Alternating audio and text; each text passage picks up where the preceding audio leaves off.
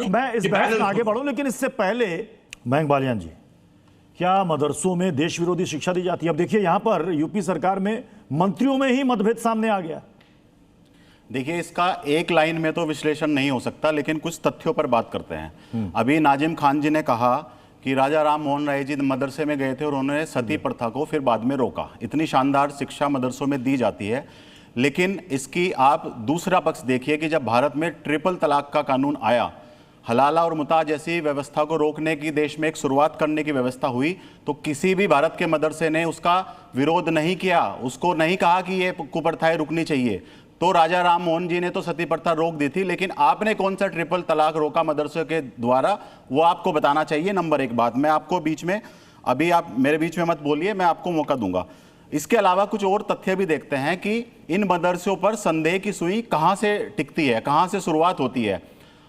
गृह मंत्रालय और यूपी पुलिस की एक रिपोर्ट है जिसके अनुसार उत्तर प्रदेश और विशेष रूप से नेपाल के बॉर्डर के सभी बॉर्डर एरिया के जितने भी डिस्ट्रिक्ट है, जिसमें श्रावस्ती आती है, पीलीभीत आती है, बहराइच जैसे जो डिस्ट्रिक्ट है, उनमें 5 साल के अंदर 50% से ज्यादा जनसंख्या बढ़ी है और 50% से ज्यादा ही वहां पर मदरसे और मस्जिदों की संख्या भी बढ़ी है। तो कोई आप मुझे ये समझा सकते हैं कि ऐसी कौन सी रिसर्च वहां पर सिर्फ बॉर्डर एरिया में ही की जाती है कि वहीं पर वो पॉपुलेशन बढ़ाई जा रही है और वहीं पर वो मदरसों की संख्या भी बढ़ाई जा रही है। इसके अलावा इस देश में लगभग 40 से 50 हजार मदरसे ऐसे हैं जिनको गवर्नमेंट से जो ऑथराइज है और जो अनऑथराइज तरीके से चल रहे हैं, जिनमें से 60% की संख्या उत्तर प्रदेश में है।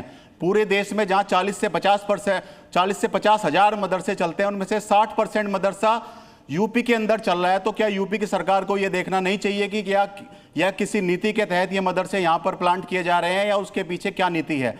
उसी के तहत सुप्रीम कोर्ट ने भी अभी 2024 में 2 निर्णय दिए थे। एक आप भूल रहे हैं, उसमें उन्होंने कहा था कि 14,000 जो इल्लीगल मदरसे यूपी के अंदर चलते हैं उनको रोकने की कार्रवाई आदरणीय इलाहाबाद हाई कोर्ट ने की थी, जिसको सुप्रीम कोर्ट ने बाद में स्टे किया। लेकिन उसी सुप्रीम कोर्ट ने फिर 2024 में ही ये जो ग्रेजुएशन और पोस्ट ग्रेजुएशन की डिग्री जो बैन करी, उस पर यह सारा विवाद है। अब उन डिग्री में क्या शिक्षा दी जाती है, इस पर विवाद होना चाहिए, उस पर डिबेट होना चाहिए। हाँ, नहीं भाई, आपने यहां मेरे मदरसों को टारगेट करा है। हाजी नाजिम खान का बड़ा दिल रो रहा है क्योंकि आपने मेरे मदरसों को टारगेट करने की बात करी है।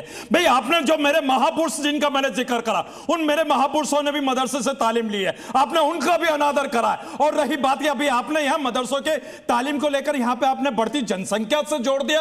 ये किस तरीके का आप बयान देने की कोशिश कर रहे हैं? अरे सुन लीजिए, आप एक फेक नैरेटिव सेट करने की कोशिश कर रहे हैं देश के अंदर। आप मेरे मदरसों की तालीम को आप एक निशाने पर रखने की कोशिश कर रहे हैं। अरे ये वही मदरसे हैं जो अभी जालंधर से 2022 के अंदर नीट का एग्जाम कितने बच्चों ने क्लियर करा, आपने उनका जिक्र नहीं करा। और मेरे मदरसे के अंदर जो तालीम सिखाई जाती है, वहां पर आलिम की और वहां पर फाजिल कामिल की, इनकी भी सिखाई जाती है, ताकि मेरे जो धार्मिक शिक्षा है और जो मेरे देश की आधुनिक शिक्षा उसको भी दिया जाता है। भाई, हम तो अपनी दोनों तालीम हासिल कर रहे हैं मदरसे के अंदर, हम दीन की भी तालीम हासिल कर रहे हैं और दुनिया की भी तालीम हासिल कर रहे हैं। लेकिन मेरे आपने तालीम और मेरे मदरसों को आपने टारगेट करा, फर्जी नैरेटिव सेट कर। नाजिम खान जी, कामिल और फाजिल में मुझे बताइए कि कौन सी साइंटिफिक शिक्षा दी जाती है?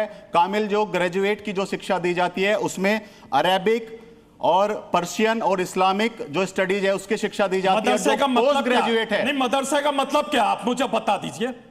नहीं तो उसमें जो ग्रेजुएशन और पोस्ट ग्रेजुएशन मदरसे का मतलब क्या है? भाई, जब आपको पता है कि वहां पर अरेबियन पढ़ाई जाती है और सारी आपने बता दी, तो मदरसे का मतलब इस्लामिक लॉ की शिक्षा दी जा रही है। भारत के अंदर इस्लामिक लोग है ही नहीं, आप शिक्षा लेकर इसका मतलब आपको मदरसे का मतलब ही पता नहीं। मदरसे का मतलब क्या होता है? का मतलब मुझे यही तो आप लोग नैरेटिव सेट करने की कोशिश करते हैं।